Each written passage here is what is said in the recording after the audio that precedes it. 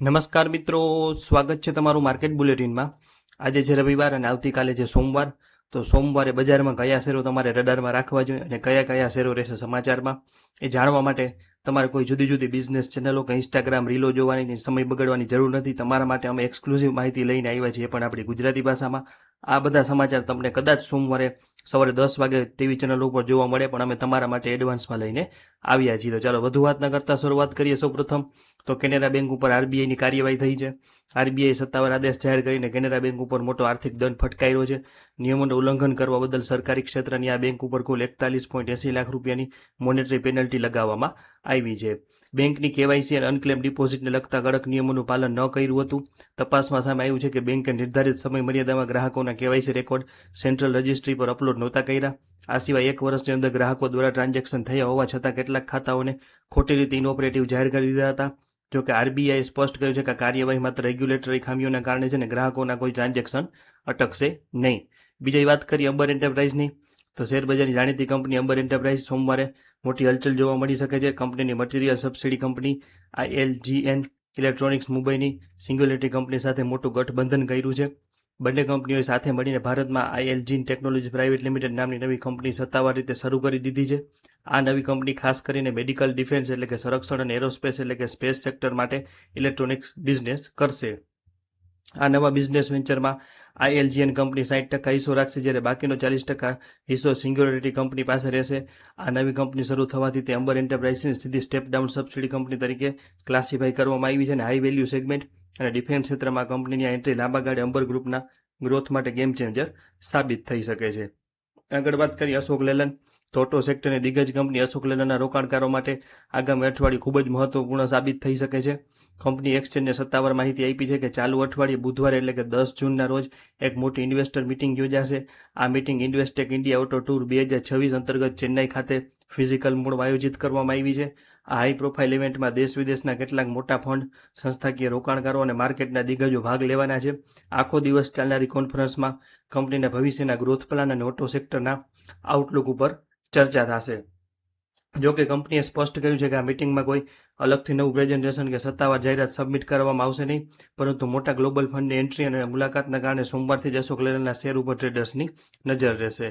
આગળ વાત કરીએ ટાટા મોટર્સની, તો ઓટો સેક્ટરની દિગ્ગજ કંપની ટાટા મોટર્સે નાણાકીય વર્ષ 2026 માટે પ્રતિ શેર ₹4 એટલે કે બમ્પર 200% ફાઇનલ ડિવિડન્ડ જાહેર કર્યું છે, જે તમને ખ્યાલ હશે, જેની રેકોર્ડ ડેટ 12 જૂન છે।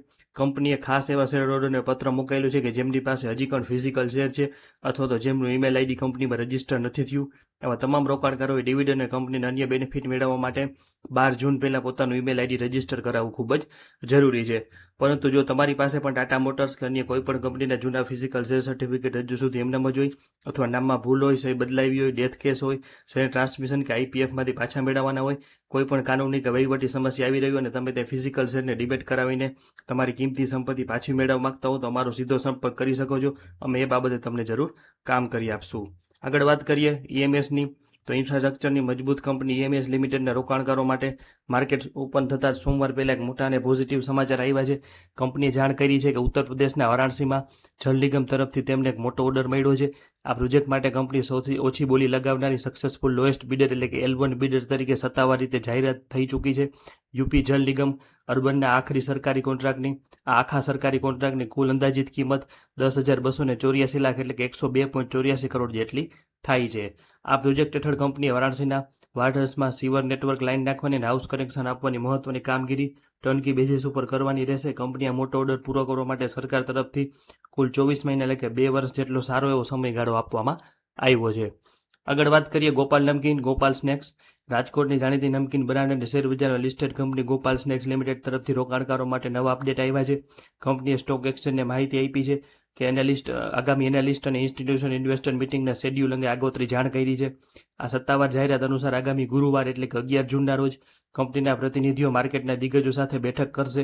આ હાઈ પ્રોફાઇલ મીટિંગમાં જાણીતી ફાઇનાન્શિયલ ફર્મ આનંદ રાઠી સાથે વન-ઓન-વન વર્ચ્યુઅલ મોડમાં આયોજિત થવાની છે। કંપનીએ સેબીના નિયમ હેઠળ સ્પષ્ટતા કરી છે કે આ ઓનલાઈન મીટિંગ દરમિયાન બજારમાં કોઈ પણ વણજાહેર થયેલી સંવેદનશીલ માહિતી શેર કરવામાં નહીં આવે। જોકે સમય અને સંજોગો અનિવાર્ય કારણોસર આ ઇન્વેસ્ટર મીટિંગમાં પૂર્વ નિર્ધારિત શેડ્યુલમાં આગામી દિવસોમાં થોડો ફેરફાર પણ કદાચ થઈ શકે। વાત કરીએ આગળ KNR કન્સ્ટ્રક્શનની, તો ઇન્ફ્રાસ્ટ્રક્ચર અને કન્સ્ટ્રક્શન ક્ષેત્રની દિગ્ગજ કંપની KNR કન્સ્ટ્રક્શનના રોકાણકારો માટે સોમવારે લોટરી લાગી છે, એવા જ સમાચાર છે. કંપની એક્સચેન્જને માહિતી આપી છે કે તેમના જેવીને સાઉથ ઇસ્ટર્ન કોલ્ડફિલ્ડ લિમિટેડ તરફથી એક મોટો ઓર્ડર મળ્યો છે.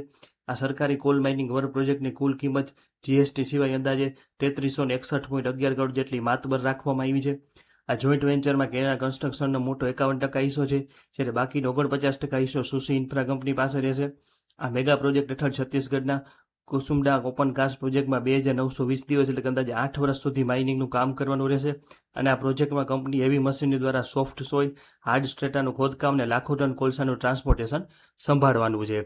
હવે આગળ વાત કરીએ IPOની, તો શેરબજારના રેગ્યુલેટર સેબી અને જૂનના પ્રથમ અઠવાડિયામાં જ IPO લાવવા માંગતી 5 મોટી કંપનીઓને સત્તાવાર રીતે મંજૂરી આપી દીધી છે. સેબીના સત્તાવાર ડેટા અનુસાર ઓયો બ્રાન્ડની જાણીતી કંપની ઓરાવેલ સ્ટેજની પ્રી ફાઇલિંગ રૂટ હેઠળ 2 જૂને ઓબ્ઝર્વેશન લેટર મળી ગયો છે. આ સિવાય બિલિયન કેપિટલના મેનેજમેન્ટ હેઠળ મહેતા હાઈટેક ઇન્ડસ્ટ્રીઝના ફ્રેશ ઇસ્યુ IPOને પણ 5 જૂને મંજૂરી મળી ગઈ છે. રિયલ એસ્ટેટ ક્ષેત્રની વિગાલેન્ડ ડેવલપર્સ અને જેમ ફાઇનાન્સના મેનેજમેન્ટવાળી એડવાન્ટા એન્ટરપ્રાઇઝીસના IPOનો રસ્તો પણ સાફ થઈ ચૂક્યો છે. હાઉસિંગ ફાઇનાન્સ ક્ષેત્રની ટ્રુ હોમ ફાઇનાન્સ પણ fresh plus offer board share IPO લાવવા માટે સેબીની મંજૂરી મળી ગઈ છે.